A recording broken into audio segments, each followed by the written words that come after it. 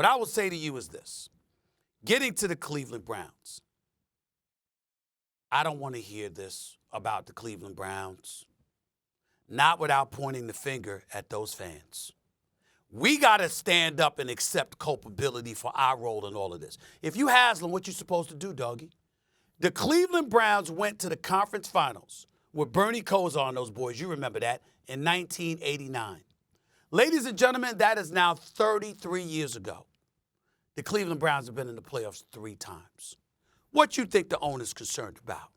He's trying to win because they've been addicted to losing and ineptitude and being mortal and awful. And the fact of the matter is you have a fan base come September, no matter what they say, they're not going to give 2 cents about the situation with Deshaun Watson if he could get out on that field and win football games. That is sad. And you could say it's a sad commentary, but don't stop at the owner of the Cleveland Browns. Look at the fans that's going to show up to, what is it? It's Energy State, whatever the hell the name of that stadium is. I didn't look it up at this particular moment in time. They're going to pack in there right off of Lake Erie, no matter how damn cold it is, to watch that team. And guess what? If it wasn't them, it was going to be. I was told it was about 12 to 13 other teams that were vying for the services of Deshaun Watson. The fact is, if the NFL didn't put the mandate down that prohibited any team from signing him, 13 to 14 teams were lined up, ready to sign him. So what's Haslam supposed to do under those situations? You can bring in morality, and you're not wrong. And there are some people that would say under no circumstances would we take this.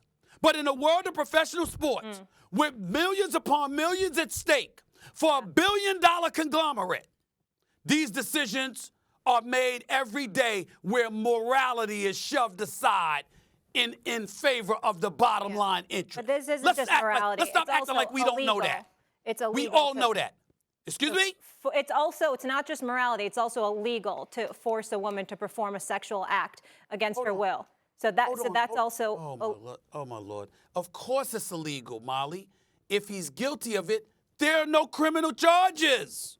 Okay, I'm just saying, based on the New York Times article, what I detailed, if that's true, I'm not combating what you're saying. I'm just wrapping up the segment. I'm saying it's more than morality. That would actually be illegal if that is found to be true. But that's illegal behavior. And I have to say one thing that would be great for Haslam to do. Haslam signed it before this. You know what I'd love Haslam to do, which would have been fantastic, if he chose to speak with one of the 24 accusers. That would have been excellent. Maybe if he spoke to even just one of the women, if the Browns thought. Molly, may I ask you a question? Sure. May I ask you a question? The fact that he did it, what does that tell you? Answer quickly, because I got another question. What does that tell you? That he doesn't care about the women. Okay, all right. That he doesn't care about it. He just cares about the football. Let me ask you a question. When have we accused them of caring about anything other than their bottom line? Yeah. Ever. Yeah. Ever. We've religiously lamented this. Am I right, doggy? And when's the last time the Browns have ever been good? And they've had a revolving door at quarterback. So last question to you, Molly. So what changes? So last question to you, Molly. What changes that? Because I would say the fans do. If you don't show up and support that team, he wouldn't have signed them. He did it because he know they're going to show up.